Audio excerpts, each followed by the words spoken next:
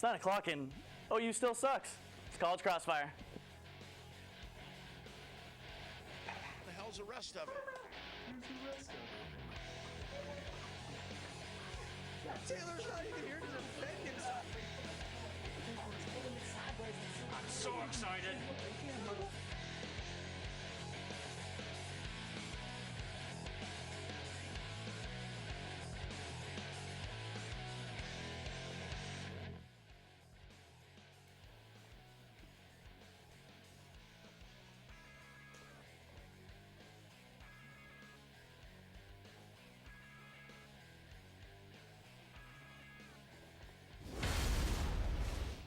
Welcome into this semester's first hour-long episode of College Crossfire.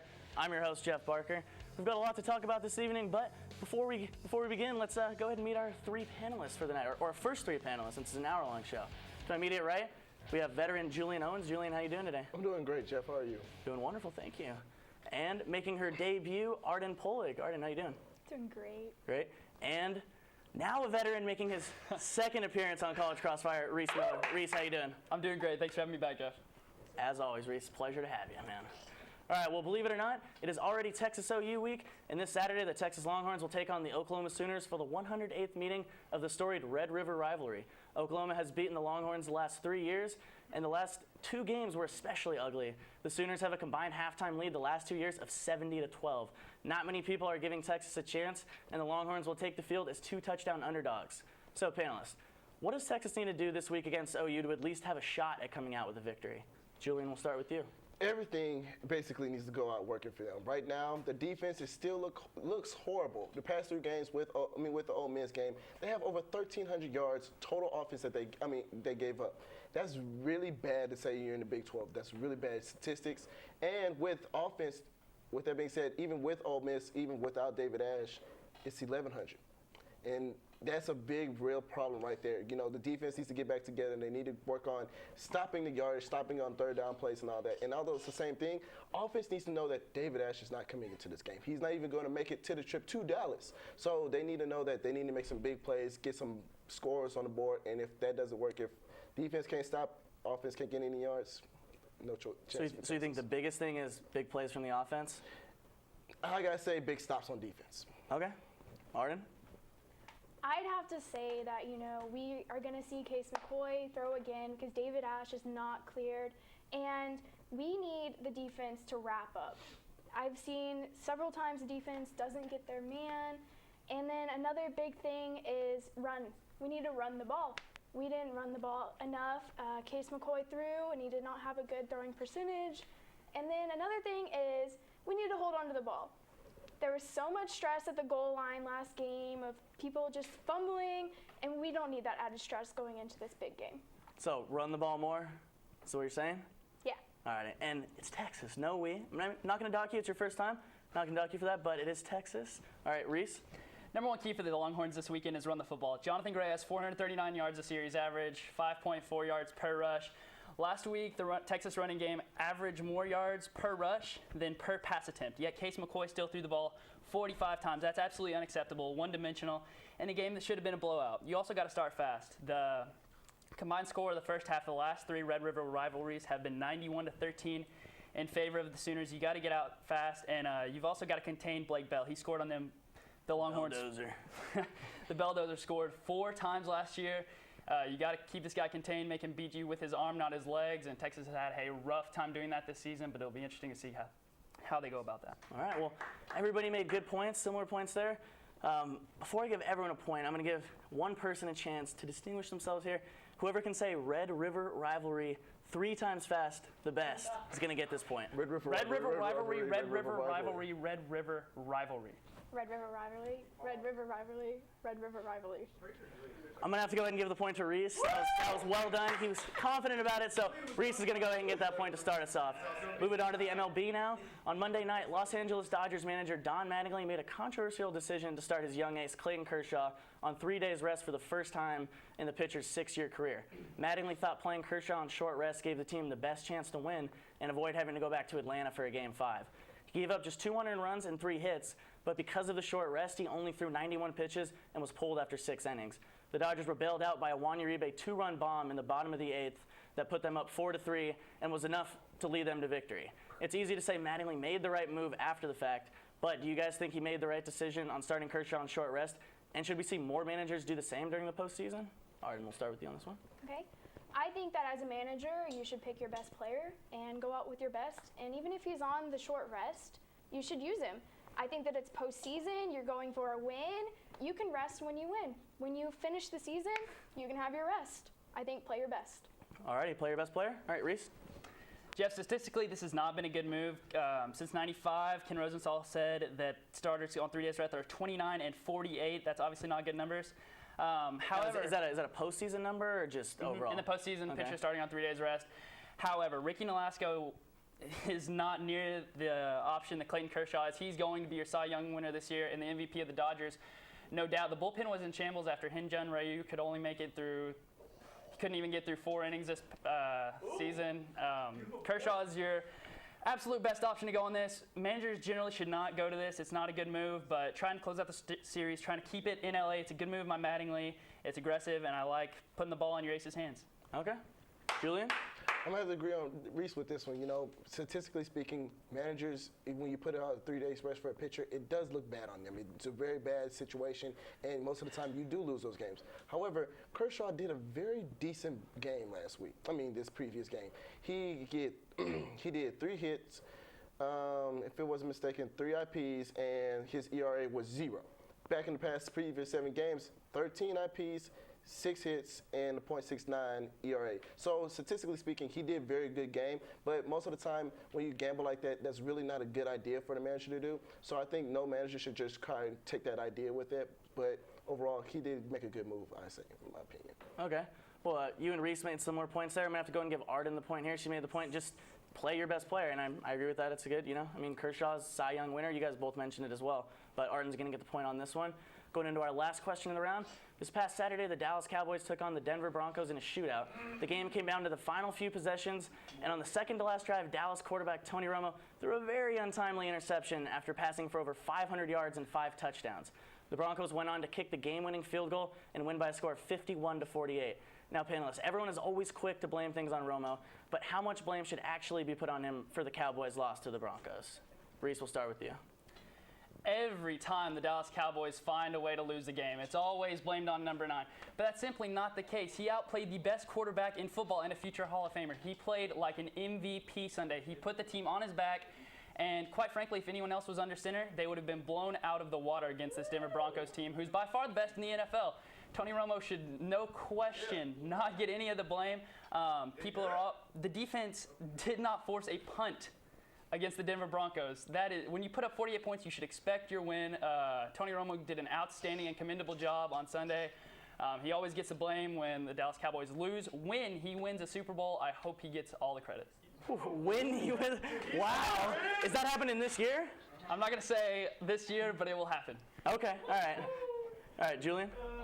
Okay, all right. I thought I was a diehard Cowboys fan. But I'm going to go and say, everybody wants to put the blame on Tony Romo because most of the time, in most situations, in most franchises, the quarterback is your team captain. Basically, everything he does is going to be the momentum decision. But, yes, he did throw a late interception that did give up the game for them. However, I don't think it was really him.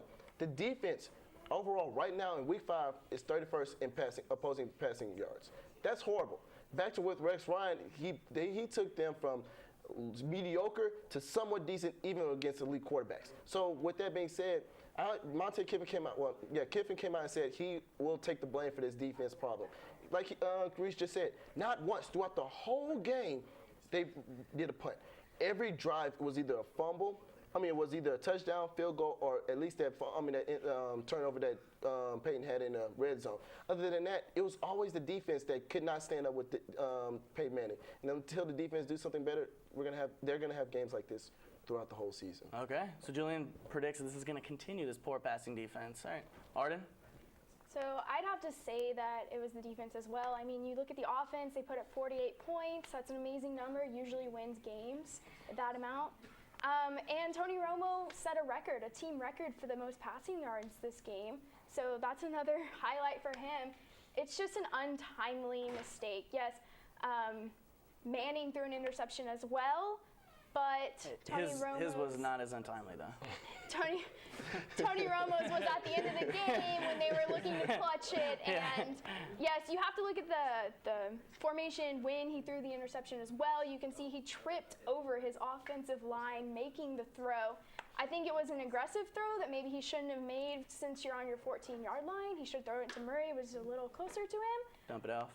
But overall, it's the defense's fault because when you put up 48 points, you should win a game. All right. Well, all good points there. You guys all said the defense, so everybody's going to get a point here. It's going to be Arden and Reese with the lead going into the next round. Julian, it's rapid fire, though. Anything can happen, man. Coming up next on College Crossfire, it's our first rapid fire segment of the night. These three panelists will battle it out to see who will claim a spot in the championship round. Stay tuned.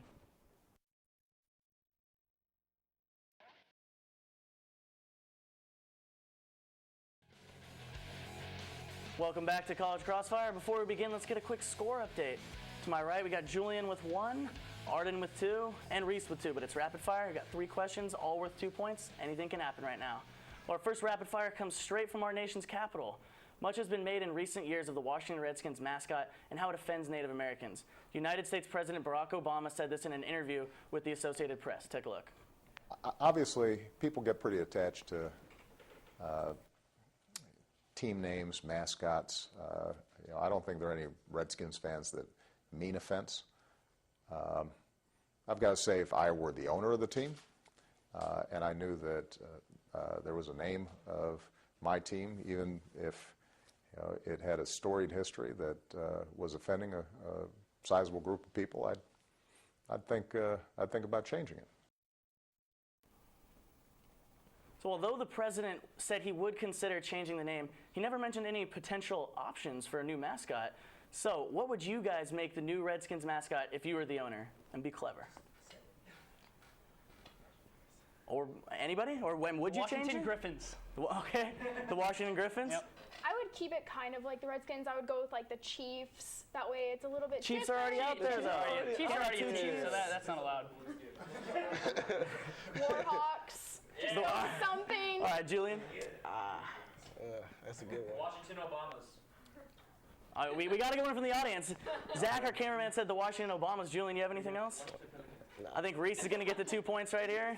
So moving on to our next rapid fire question. It's going to come in the form of a Texas OU trivia question in honor of this weekend's rivalry game. So panelists, the question is, in what year did Texas and Oklahoma play each other for the first time? And if no one gets the exact year, the points will go to whoever is closest. Anybody jump in first, no specific order. I want to say 1903. 1903? All right. Arden, Reese, I'm anybody? going to go 1932. Okay. Arden? 1923. Julian's going to get the 2 points right there. It was 1900. Very close. He said 1800, got a little help from the audience, then change it back to 1903. Very well done, Julian. All right, moving on to our last rapid-fire question. After the controversial ending to last Thursday's game between Texas and Iowa State, the Cyclones head coach went on an interesting rant in his post-game press conference. Take a quick look at the video. And to make a play on the 1-yard line with their backs against the wall, clear to everybody, and have it taken away from them. That's hard to express. So, panelists, I want to know, what is your favorite coach meltdown of all time? And extra points will be awarded to anyone who adds an impersonation. I've got mine. All right. I've got mine. Jim Mora. Playoffs? Talk about the playoffs? No. Are you kidding me? We can't even win a game. Very good. That's a good one, Reese. I I like forgot that. the name of the coach, but he was Go talking ahead. about. Okay. They are what we thought they were. Okay. Herm Edwards. You play to win the game. Hello. Arden, you got anything before we close it out? I like the football coach who talked about not going to see your little fat girlfriends and focusing on the game. Okay. That was a really good one. But I got to say, Julian's going to take the 2 points on this one. Like I said, Reese, I think you did the best throughout, but Julian, anything can happen. Julian made it happen on the last rapid fire. He's going to end up with 5 points. Reese got 4, Arden with 2. Very good round for everyone, but that is going to wrap things up for our first round of panelists. Julian Owens will be moving on to the championship round. Stay tuned to see how our next group of panelists will fare. It's College Crossfire.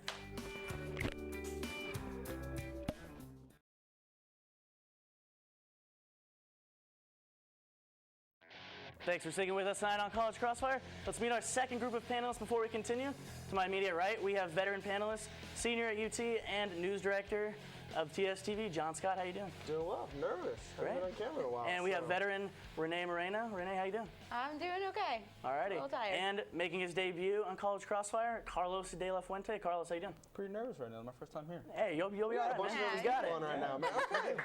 Alrighty, guys. Well, we're going to start off with another Red River rivalry question. But first, take a look at what the Longhorn players had to say about the game.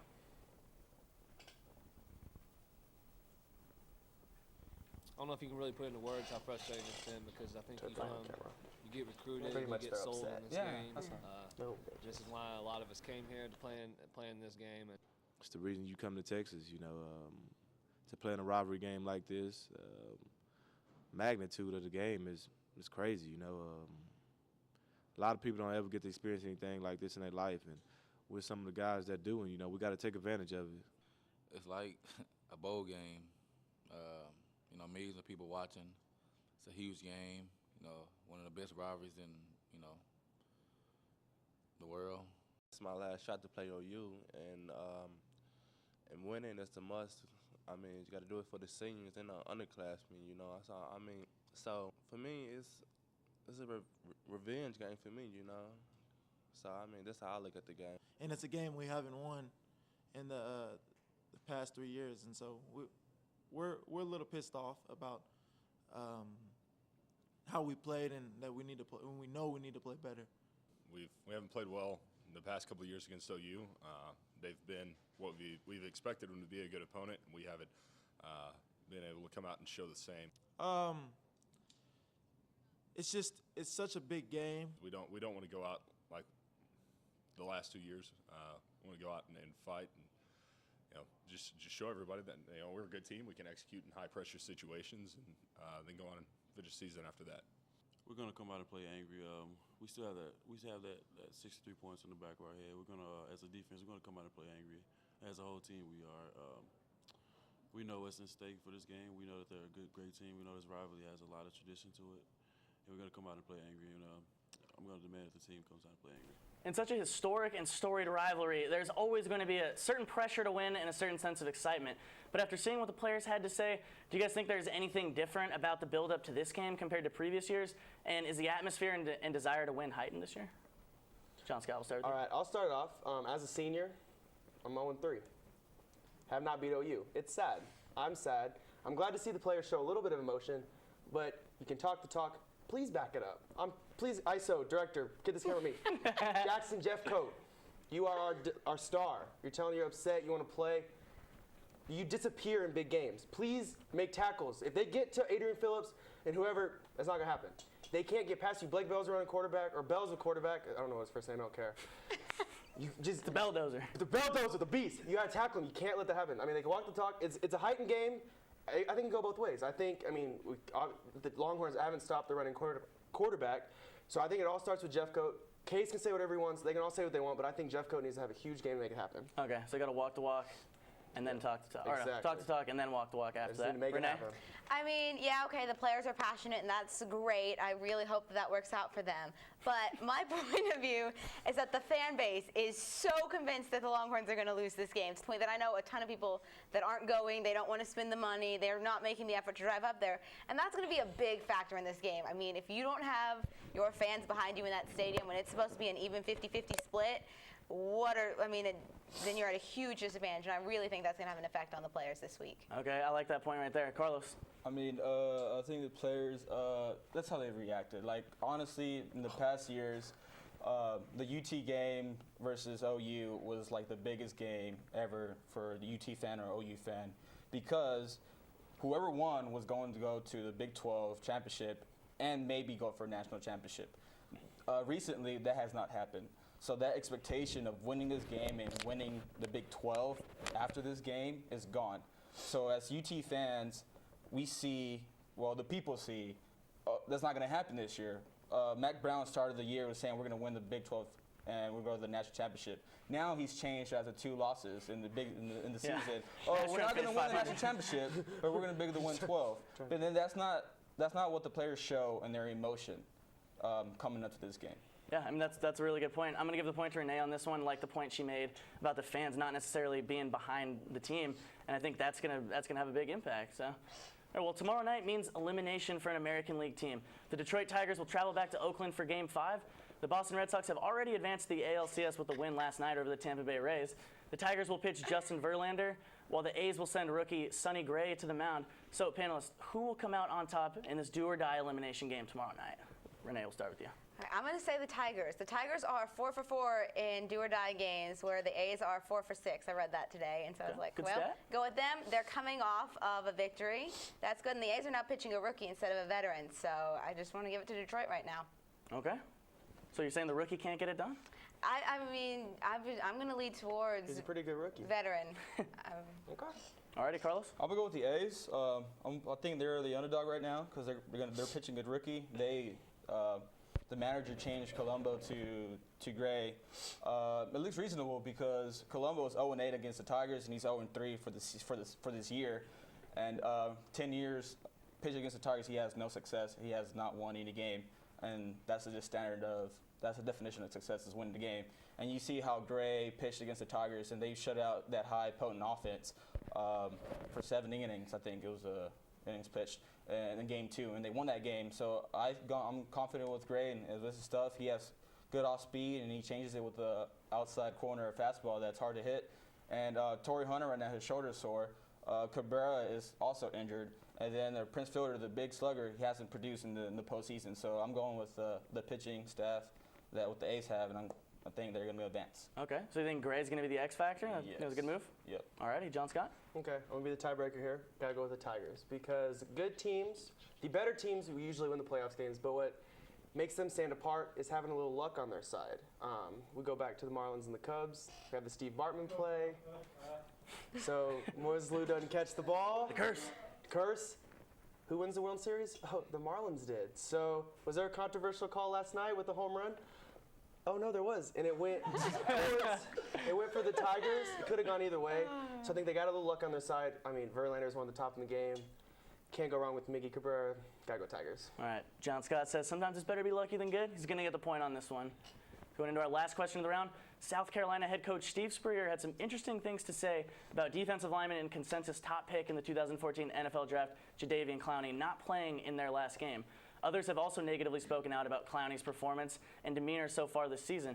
It's always hard to speculate on how hurt a player actually is, but with so much money at stake, do you guys think Clowney is sort of milking this injury in an attempt to stay healthy and avoid a more serious injury as he prepares to cash in next April at the NFL draft? And if so, do you guys have a problem with it? Carlos, we'll start with you at the end. For sure, JADEVEON Clowney is going to go the first round. He's going to get a lot of money. That's the things we know. We don't know how injured he is. That's between him and his doctor and the trainers. And we can't say that he's milking it without actually knowing if he's injured or not. He said that he's for his team 100%, and I believe that. He's a player. He plays for his team. And he chose to go to South Carolina for a reason. That's where he wanted to play. So I can't assume that, just because he's not playing, he's not for the team. It's just the media. If he's hurt, he's hurt. He can't play. The doctors told him he's not fit. He's not going to play. I have no problem with him sitting out. He could sit out the rest of the season like Coach Spurrier said, and you'll be fine with that. Okay, so you think Coach Spurrier, the comments that he retracted today, actually, you think he was just a little heated and about with the media, you think? Or? Well, there's a lot of, I think when he said that about him being okay with him, it's a lot of based about having good players on his team more than the actual scenario, but I agree with that. Okay. All right, John Scott? All right. Unfortunately, the situation makes Clowney look kind of bad, whether he's hurt or not. An NFL executive came out, I think yesterday, and said, this is scary. Like, I don't know if he's faking it, like if he doesn't want to play. So it's just setting warning flags about Clowney, which is unfair because we know he can play. I think, unfortunately, the media hyped him up way too much. I mean, yes, he knocked off the Michigan players running back. That was probably the best hit I'll ever see. But we hyped him up too much. So now game plans are all on Clowney. We saw the first game, he was gassed, taking plays off, whatever, because he had 4 people blocking him. So I think it's unfair to Clowney. I personally think he shouldn't have played this season because if they knew he was going to go number 1. Think he should have just sat out? Rather than, if he's not really hurt and he's just milking his injury, I think he should not even played at all. Okay. Renee? I mean, I don't want to say he's milking it, but I definitely think it's a smart idea to err on the side of caution with this injury. And, you know, it's like, well, you could play. And, you know, if maybe he's choosing, yeah, I'll wait out, I'll get fully healed in order to make the best of the situation. That's what I'd like to see, but I'd also like to see the best in people. So, I don't know. All righty, well, I'm going to give Carlos the point on this one to even it up before we go into rapid fire. He made the good point about, you know, this is between him and his doctors, and you never really know. So coming up next, it's another segment of rapid fire. Anything can happen. Stay here. It's College Crossfire.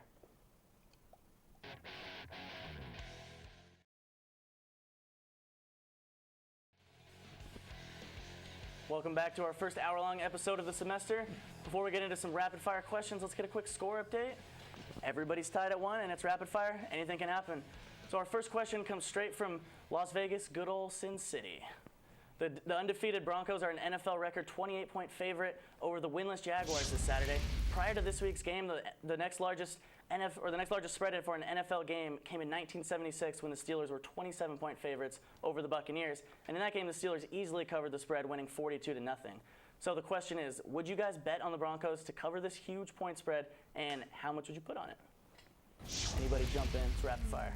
I'm not a gambling man, but I would bet for the Broncos. Jaguars are undefeated. I mean, they haven't won for a reason. And the Broncos, you saw what Peyton Manning is doing. He has a record-setting year right now, and you know he's going to perform. Okay, how much though? How much what? How much money would you bet on it? Oh, I'm not a Broncos? betting man. So okay. So gentlemen's bet on it. Yes. So it's a 28-point spread. Yeah. So saying we'd bet money that they're going to win by 28 or 28. 28 or more. Hey man, here you go. My dad. Hey. Renee? I mean, I'm not a big NFL fan, but even I would put money on the Broncos. So, I mean. How much money though? How much money? I don't follow the NFL much, so I'll give them like $30, $40. Okay. I mean, that's a strong bet, stronger than the gentleman's bet. But I mean, John Scott handed me his wallet, and I looked inside, and a lot of cash in there. So got that UT debit card, man.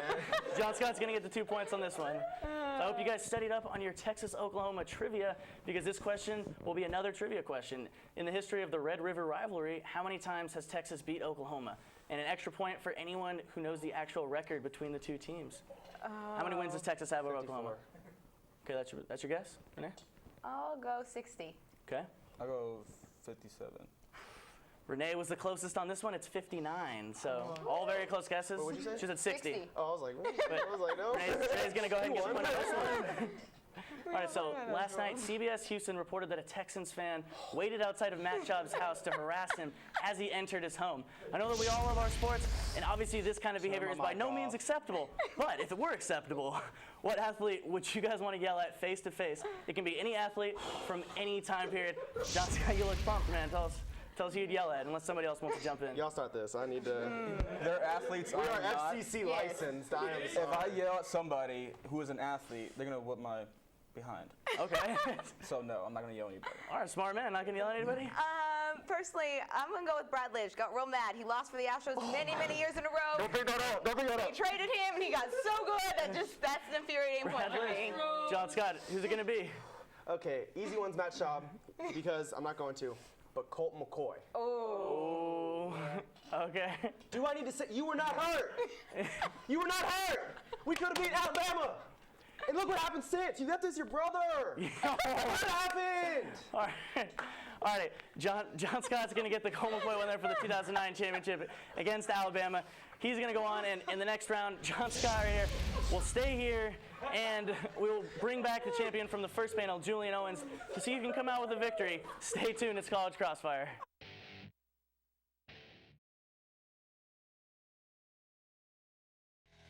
Welcome back to College Crossfire.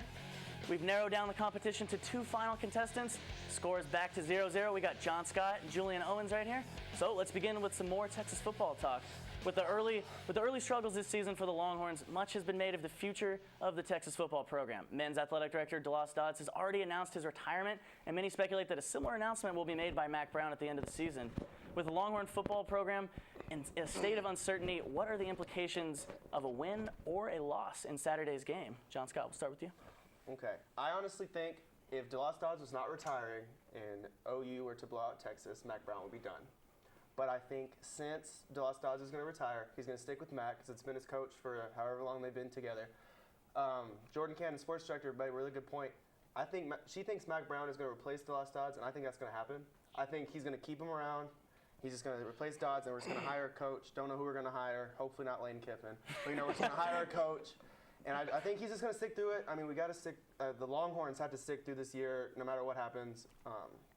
So I think this game honestly doesn't mean anything, personally. So you think either way, if we get blown out, I mean, if UT gets blown out, or if it's a close game, or they win, you think DeLoss Dodds is staying. Okay. I think this is the year. I think next year we're going to see some big changes. All right, so John Scott thinks no real implications of changes are already going to happen. Julian, what do you think? I think it's already set in stone what's going to happen in the end of this season. I already think it's going to be Mack Brown is going to step down as a head coach, but he's going to get the athletic director spot. Like, I agree with John. DeLoss Dodds, he already announced his retirement, so that was already the will for Mack Brown saying, okay, it's my time to leave as well. But the thing is, he's just going to move up to the athletic director. But as point is saying, if he does lose this game by a huge blowout, I think it's gonna be like the for sure nail in the coffin saying this is your last year going to be a head coach. If he does win this game, maybe a season. But other than that, no, I don't think he's gonna. All right, Julian, I was gonna give the point just to John because you kind of came with the same point, but then you said, if they lose this game big, nail in the coffin. So I think I'm gonna have to give the point to both you guys on this one. Which both started out with a tie. So after finishing the 2012 season with a 12-4 record and advancing to the divisional round of the playoffs, the Houston Texans have not started this season as well as most people expected. The Texans are 2-3 and in third place in the AFC South through Week 5 of the NFL season. There's also been a growing controversy around the struggles of starting quarterback Matt Schaub, and we mentioned earlier that a fan actually waited outside of Schaub's house to harass him. There's no doubt that Schaub has been struggling on the field, but what do the Texans need to do to solve this quarterback controversy before it hurts the team even more? Julian, we'll start with you. As of right now, as of day and age right now, TJ Yates is your only option right now. The only option? Well, not your only option, but your best option right now. Because he's, even with TJ Yates in 2011 when he took over for Matt Schaub, he did very well, brought him to the AFC Championship, but respectively lost to the Patriots. That being said, with Matt Schaub, you can't even get out of the divisional playoffs. But with TJ Yates, who barely won a game, who barely did a mediocre job as a quarterback, he took you to the conference championship. But Julian, I don't mean to interrupt you, but who's to say that Yates is not going to be the next Matt Flynn? Where he's the one-game wonder and he gets beat out. This is what I'm saying. 2 years in a row. But think of it this way: Matt Schaub has consecutive 4 pick six. Would you continue to put him in, or would you give your next best option? He's making some good throws to the other team, but I mean. My point. I need somebody who's gonna give me the games to win right now. So Tony right now. All right, John. I think that's your cue. Okay. Why? So I'm sorry. Why? That was unnecessary. I apologize. Low blow right there. You guys are both kind of in the doghouse right now. No, we're just. Yeah, I mean, we might be going no points here unless John can redeem himself. Okay, let's look at the division for the Houston Texans. We got the Jacksonville Jaguars. Winless. My high school football team, better game. Titans already 1-0. Titans are good, but if Fitzpatrick's going to be their quarterback, that's 2-0. So that's already 4 division wins for the Texans. Colts, I say they'll give them some problems. I probably say go 1-1. So I'm thinking Texans will win the division with Matt Schaub as their quarterback. Okay, what team is he for? Patriots? Let's be real. Name a receiver on your team, please. John's calling out the cameraman. Anyway. He can't even defend himself. I mean, I think Matt Schaub is the answer. Unfortunately, this is a team game, and they have not played a full 4 quarters as a team. Matt Schaub can throw as many pick sixes, but the defense isn't helping them at all. There's obviously injuries. I think the Texans are fine. It kills me to say it, but I think they're fine. Stick with Matt Schaub, because if you just bench him, his confidence is done. If Yates is terrible, you can't go back to Schaub because his confidence is already gone. Okay. I say stick with Schaub. The Texans have the Rams next week. Sam Bradford going to put up some numbers, man.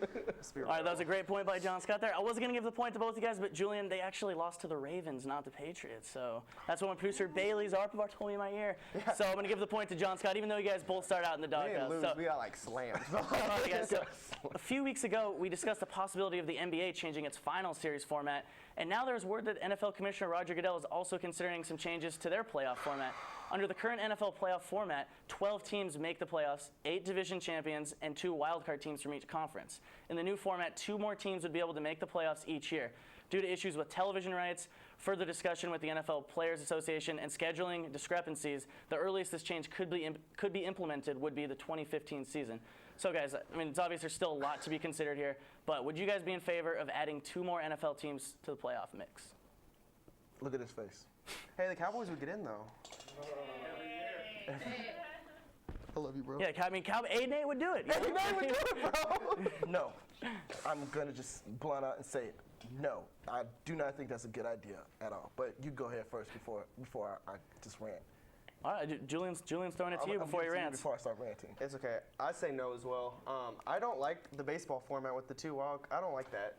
It's just, I feel like it's unnecessary. I say no. We're good how it is. So just no? No. All right, Julian? And I have to. Where's your rant? Like, my rant is no. Why? What's the point? In 2009, I'm going to give it the fact that Seattle did come out and destroy New Orleans. Well, yeah, did destroy New Orleans with that beast mode, Marshawn Lynch run, 69-yard run. Put a team on my back. Put the team on the back.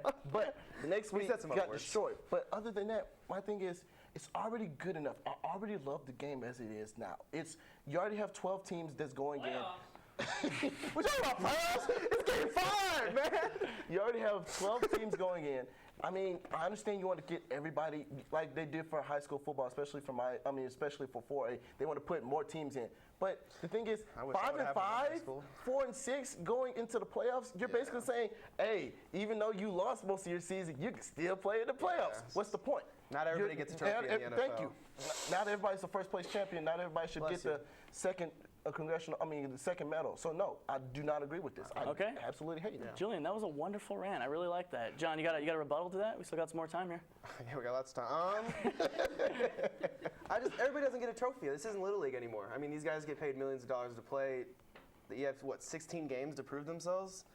I mean, 14 teams. That's still not even half the league. So I mean.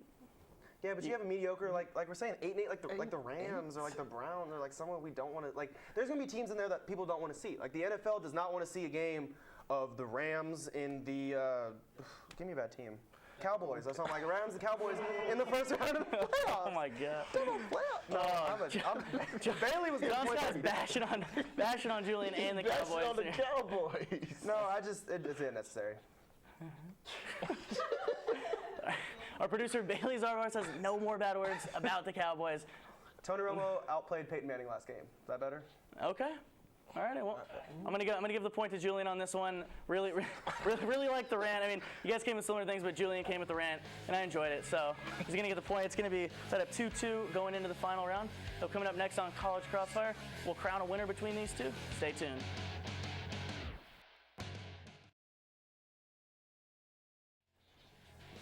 Thanks for sticking with us tonight. Before we begin the final round of rapid fire questions, let's get a quick score update. Well, we're tied. John Scott and Julian Owens both have 2. Deuces are wild. So let's kick things off in Canada, where a Canadian high school football player pulled off a remarkable 50-yard touchdown run in which he breaks just about 10 separate tackles. So take a look at the video, guys.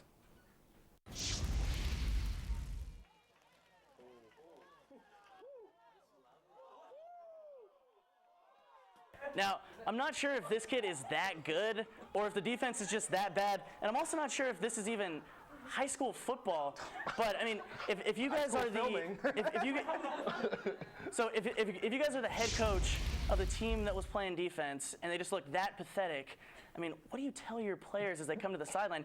I mean, like I said, this says it was high school, but that looked like me in 6th grade. So, what would you guys say if you're the head coach? I'm impressed the producer found my high school highlight tape. Like, could have gone UT, could have gone a couple of places. No, you got big boys. You got to hit them low. They're trying to hit this guy in the shoulders. Like, who are you trying to? That was the Texas defense out there, man. There's Adrian Phillips trying to make a tackle. That was the Longhorns defense out there playing. I said Texas. Oh, I thought you meant Texans. No, Texans couldn't hit. UT on the other. No, you got debatable both sides there. Right? I could have gone Cowboys, but I'm a nice boy. But listen, you got to hit a big guy low. I mean, unfortunately, can't hit him, but you got to hit him in his legs. Grab his legs or something. Hit him low. You saw what he did? He just walked over him. Oh yeah, this is he was. Oh, you're gonna stop? No, grab onto his legs. You got D lineman. Just hold on and. Yeah, Why I did mean, coach go out there and hit him or something? he was literally grabbing guys like under the shoulder, like breastplate, and just throwing them down like that. Like he's Marshawn Lynch running against the NFL. Yeah, that was definition of beast mode right there. I mean, like that's certified this beast mode. But what you kind of tell these kids is like, you know, Just in the back of your stop. mind, you're just like, Stop playing. You're in Canada. dang.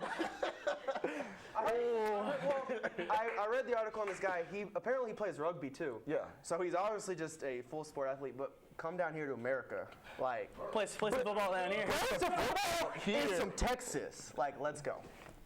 Yeah. I absolutely get You that. from Beaumont? I'm from Houston. We know love what us some football is. football. We love us some football. Come down here. Absolutely do. Come down Julian, I'm here, sorry. Greg. John Scott said you got to hit the big guy low, and nobody did that on the defense, and they looked pathetic. So he's going to get the 2 points right here. He's going to take a 4-2 lead. Going into our second rapid fire question. And guys, I promise this is the last Texas OU trivia question of the night. But for 2 points, what was the score of the game the last time Texas beat Oklahoma? Anybody? Bueller. Okay, 1974. Colt McCoy was probably the quarterback. Okay. Colt McCoy was the quarterback. Because, no, I've been here for 3 years. No, we haven't won. Anybody got it? Julian, you got it? 20, wait, it's not the crying 35-24? No. No, no. That's not right. No, That's sir. not right at all. I mean, I didn't mean to give it away for John Scott, but. Like, it was closer than that. 25-18? No, keep guessing. 48-32. Any audience? Anybody in the audience got it? Was 35-32. Google. Oh, Zachary, our cameraman, 16-13. Whoa, camera. Wait, what? And John Scott was actually one step ahead of me. I don't know if he read my teleprompter, but the follow-up question for the tiebreaker, because I knew you guys wouldn't get it. I mean, no offense, but starting quarterback of that game was Colt McCoy, and that was the follow-up question. So, I'm so sorry. I don't know. You know, I don't know if John Scott. You know, Well, I was don't speaking know out if you loud. read the I was prompter, speaking out but loud. you know, you're speaking out loud. You said Colt McCoy, so you are going to get the points. Julian, you know, anything can happen. Maybe I'll decide the next one will be worth 5, even though you're down 4. So He's got all the you power. never know. I mean, He does have all the power. so our final rapid fire question to see who will come out victorious tonight will come in the form of an inspirational speech. Looking ahead to the Texas OU matchup on Saturday, I want to hear your best brief motivational pregame speech, one that you would deliver to the Texas Longhorns prior to the game. Anybody jump in there. The most whatever gets me the most pumped up to put on the pads. Let's do and get my two. butt kicked by Can we OU. do two? We'll Let's win do this. two. We'll have do one two? for offense, one for defense. That sound good? Perfect. That's Okay. absolutely perfect. You want to start or you want me to start? You go first. Okay, we're going to start off with offense, okay? Case McCoy. Wait, are you Case McCoy right now, or are you I talking to Case am McCoy? Mac Brown. Okay. But I'm not even going to try his accent. All right. Just Hey, come on, buddy. Just talk about playing Case a away little in the bit, buddy. game. Case McCoy, I got some game plans for you. We're not going to bring in swoops just because that's not what UT does. I got one game plan for you. Hand it off. Don't throw. You can't throw. Don't throw it. No, we have 3 the Longhorns, Bergeron, Gray, Malcolm Brown will run over this Oklahoma defense. Make it happen. That was a terrible inspirational speech. I'm not that inspired, off the but ball. we're gonna give Julian. You're gonna come back. You're gonna come back with defense, John This is Scott. emotional. And then, Julian, you got offense or defense. Pick one right now. We said we're going to start on offense, so I'll go with offense. Why are you getting pumped right now? All right. Guys, look here. Listen. I'm sorry. These past 3 years, we've been crap.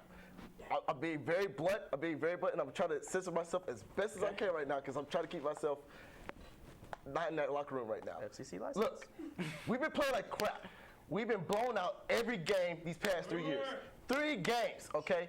We act like we can't even play a game. We can't even pass the game. We can't even rush. First off, Bergeron, Gray, and Brown. All y'all need to get up. I want 70 yards each. No questions asked. Nobody gives me 70 each. You are benched next game. Make sure they get enough carries, Major. Case. Thank you. Case. By the end of this game, if you do not have more than 10 yards per play, done. I'm going to Tyrone for the rest of the season.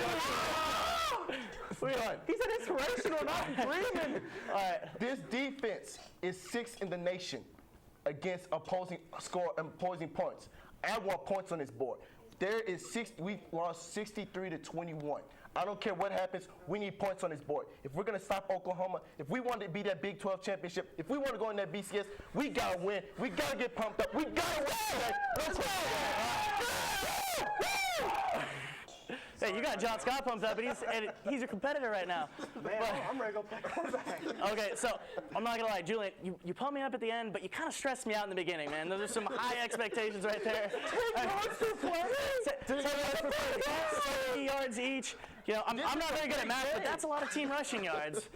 And first down every play, you're good. We'll go to the freshman who can't throw like you, but we're gonna be okay. so you guys are still even right now. Want our defensive speeches right now. John Scott, who are you? And get me pumped up right now. I'm Manny Diaz. No, I'm just kidding. No, who am I? Who should I be? Someone give me a person. I want to impersonate somebody. Do Jeffco. Oh, dude. We're gonna play win the game. No, let's give him somebody better than This that. is a Anybody else wanna give him player-led one? team. This is a player-led team. We have heart. We got desire. Jared Yo, it's gonna be a moral victory for us tonight. No matter what the score is, we came out, we played it with our hearts, and we won. No. Okay. What about Case McCoy impersonation? I can't. No, you don't. You don't. Want to? David Ash. Okay. All right. Okay. Greg Robinson. Your last chance for Greg Robinson. Greg Robinson. I finally know your name, guys, now. I finally know your name. We've had together a couple weeks now. I finally know who's our linebackers. I finally know who you guys are. Let's make it happen. We got to hit them low. We know their game plan. We know the quarterback. His name is Belldozer for a reason. He is Tim Tebow 2.0. He cannot throw the ball. He can only run. He will run you over. Adrian Phillips, do not get in this game. Please, for the love of me, do not get into this game. Jeff Coat, please be a man. You have a beard. Act like you have a beard. Please, make some tackles. Jordan Hicks is hurt because he's always hurt. We got Dalton Santos, who's crazy. Dalton, you need to make a play, because you're crazy. We say he's crazy. We just got to make plays. I know your names. Jeff Coat. That's all I know, because that's all we talk about in Texas is Jeff Coat, because he's a superstar. Act like a superstar, please. And the other person, what is it, Reed? I don't know his name. 88, make a tackle. Rush the passer. Rush the passer. Make it, yeah. That was a wonderful Greg Robinson impersonation. Julian, you got lots to live up to right here. Please be Manny Diaz. Julian, anyone you want. Who? I'll be Jeffco after hearing your speech. Okay, let's see if you can match. After what match you just Jeffco. after hearing Greg Robinson, I just called you out. Just to say after you just spoke about me, I'm gonna be Jackson Jeffco now. Wait, so what is it? So he just called you out. He's Greg Robinson. He called you out, and now you're going to respond to him? No, I'm responding to the team. Oh, to the team, okay. Responding to the team now. Okay. So Jeff Coat, talk to the players. Guys, I'm saying no questions asked. It's my senior year. I'm pissed. I'm pissed off, okay? I'm mad. I already said it in MACK Monday. I'm going to say it again. I'm pissed off. It's Friday night. It's the only word I know how to say. It's Friday morning. It is 10:30. We need to get out this huddle. We need to get out here and win. I'm sorry. We play like little girls out there, okay? Hey, I'm mad. I'm going to get mad. I'm going to get furious. Senior. Look, Cedric, you've been acting like you can't tackle nobody, all right? We need to get out there and run. Greg Robinson, over here in the corner. He's not talking. Guys, this is done. This is 3 years. We've been blown out. We've been blown out no matter what. Landry Jones is gone. They have nobody. They have nobody to play on offense except for Bulldozer. I can get him. No questions asked. That's my kid. That's my man no matter what. Nobody gets him except me. Everybody else, we're going to play. You're going to spy him all over the field. I'm literally just going to follow him. Let's go. I'm going to follow him everywhere. When he goes over your house, I'm going to stand there with him. I'm going to get him water. I'm going to do that. I'm going to make sure he gets some plays. No matter what, hydration is key. You're not drinking enough water, man. What you doing? Julian, you're making me laugh, but I'm not that pumped up. Come on, let's feel it. Let's feel it. So it's like that now? I didn't get that motivation. So it's like that now. Okay. Okay, well, all right. Mike's be ready. All right, well. What is our name? What is our mascot? What does that mean to Texas? Who are we? This is Texas tradition. We come out here to win. Who's here? We go here. This is last time we've been in the BCS was 2009 against Alabama. That was a crappy game. But no matter what, I'm a senior. We're going to go out here. We're going to do exactly like Mack Brown said. We're going to be the #1 in BCS. We're going to win in Big 12. We're going to do what it takes to go and win this game. I don't care if you guys go out there and be first way tense. I don't care if you pass it out on the field. We're going to go out there and play our hearts out until we win this game. No questions asked. Till the last whistle is blown, we're out there and we're going to play this game. You know who needs to play defense? Is Mike Davis. Because he plays after the whistle. That's what we need. That's what we need. That's what we need. Play 30 after the whistle. We need swagger. Well, Texas defense needs swagger. We are We need swagger. right. I don't. Yeah. Well, Julian, you got me pumped up, but you're down 4 right now. I don't know if it was 5 points pumped up worthy, but it was very good. I'm going to give you guys both 2 points here. John Scott's going to take the victory. I believe we have some time for FaceTime. Let's get John Scott's ISO. John, you got FaceTime. How long of FaceTime? And who should I talk about? Because How much FaceTime we got? I got. All right. Yeah, Plenty of time. As much up to 2 minutes. Up to 2 minutes. All right. Dwight Howard's Rockets. Dwight Howard and the Rockets. All right. Dwight Howard getting signed by the Rockets was a good choice. I think the Rockets will be contenders in the West. Getting ejected in his preseason game sucks. Wait, who are we talking about? Who are we talking about? Talking about the Mavericks? Okay. Dirk's like 42. Chicago? Why is Dwight Howard getting ejected in a preseason game? Against the White Pelicans. It's the White Howard. It's the White Howard we're talking about. Hey, real talk though. We're just talking, But I was in New York at the NBA store trying to get some Pelicans gear, and it was all sold out. Like in that. Wow. Yeah. Wait, NBA store in New York? Yeah. It was sold out. Sold out because it was cool. It was like the hot stuff, like Nothing really that cool about the Pelicans. I mean, I didn't mean to interrupt your FaceTime. No, my FaceTime never started because I don't. I mean, I usually have a prompter with me. I do news. I don't go off prompter, so. Well, that's all the time we have for tonight. It's my line. Well, let's open it. We got a minute or so. Let's open it up for a little bit of discussion. I mean, Julian.